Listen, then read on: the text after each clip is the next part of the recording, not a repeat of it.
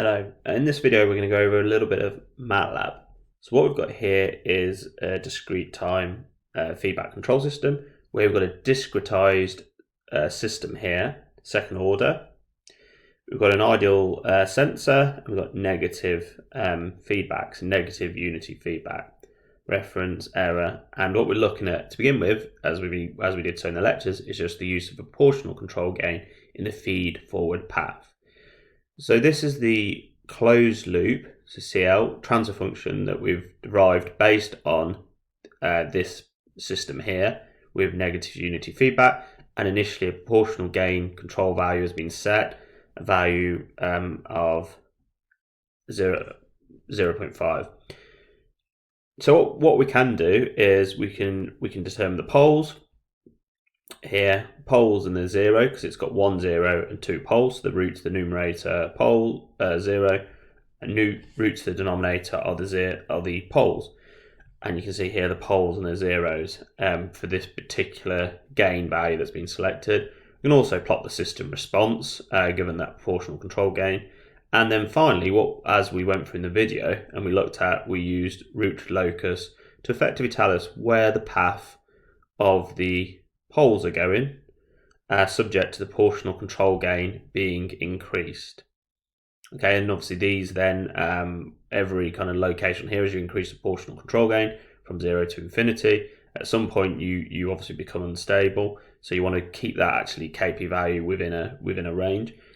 But when you do increase the proportional control gain for in that range, you will change your pole location, and that corresponds to your line of damping ratio that you're associated to, and also your line natural frequency, and hence the system response will change.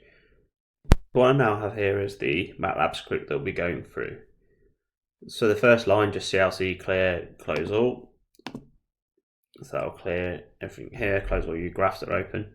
Discrete transfer function for closed loop transfer function. So what we're going to do is effectively get the closed loop transfer function in discrete form. So Z is equal to TF, and then in these brackets, and then this Z here, and what we're effectively telling Matlab is that we're working in the Z domain. And then what you see here is I've now written out the numerator from the open loop system that we saw on the previous a few minutes ago. So you can see here, this is the numerator, Z, so you can see it's just, the numerator's got one root, so 1, 0, and now the denominator with the 2 poles. Then GD is equal to numerator over denominator, so that then will form, if we just section that, run that is our GD, so our open loop transfer function.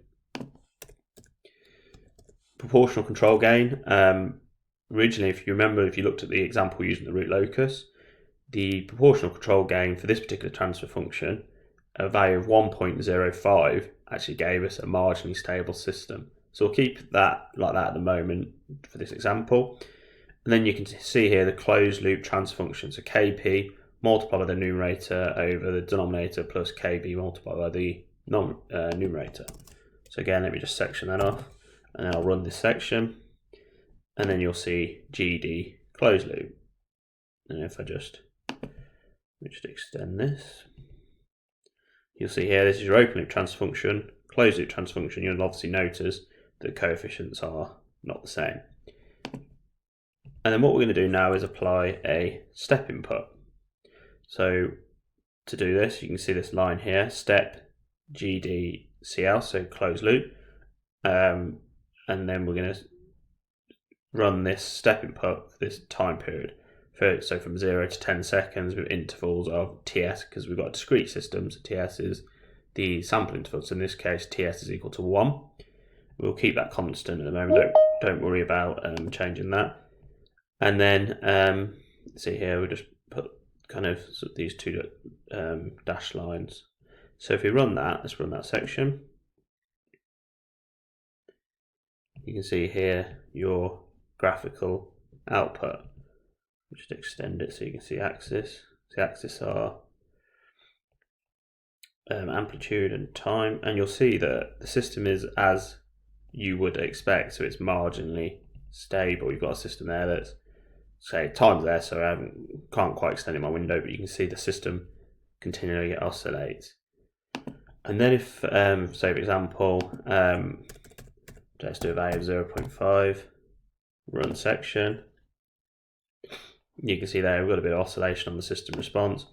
Let's reduce it, and you would expect that you're going to get less oscillation with 0.2, as we do. Let's increase it to 0.9, you expect that you're going to get more oscillation on the system response, and as you do there. Okay, so what that's doing, obviously, it's changed, as I said earlier, it's changing the pole location.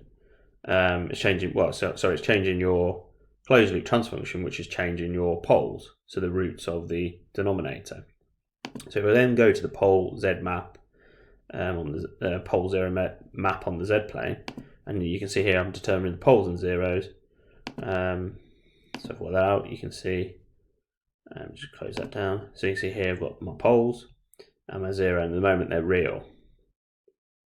So PZ map, so let's just run that again.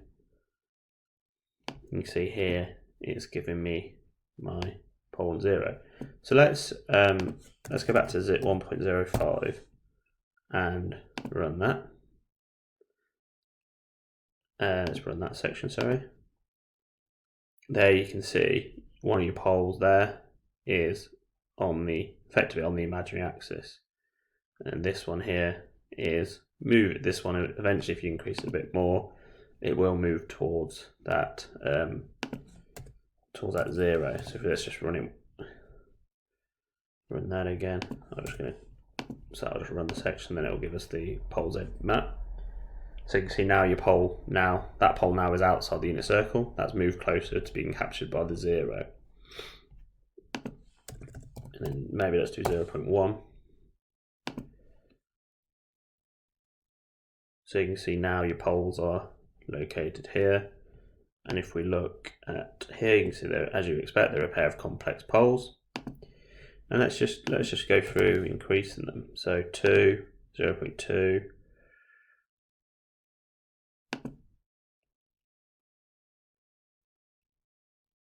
Let me just run that. 0.2. Okay, then let's go 0.3. Okay, 0.7. Anyway, what you'll notice is the poles are moving around in that circle that we saw, until if we keep increasing it, they'll rejoin the imaginary axis as they do there. Okay, and probably let's go for 0.7. Let's go for 0.76. At some point, the poles will meet on the real axis. So it's quite interesting. You can see the proportional control gain, the effect that it's having on kind of your system and behavior. Okay, so I think we've done enough there. So you can see the effect of the proportional control gain, and it's changing the path. Well, effectively the pole location. So let's run the final section. So we're going to do root locus GD. For root locus, you must use your open loop transfer function. Okay, but it assumes negative unity feedback and proportional gain in the feed forward path. So here we have the root loci, and this basically just explains what I've just been showing you. I've just been changing KP, and yeah, and so if I click at a point here, gain, and you can see I went through changing the KP values, and then the point I was just trying to get was this point here, but I was finding it quite difficult. I wanted to get the point whereby the two poles meet again on the real axis, and a gain value of 0.794 is approximately when the two poles meet again on the real axis. So the complex for a while start off as being real poles, become complex. Then this one then will travel down here and catch by the zero. This one here goes down to infinity, as you saw when you watched the root loci video.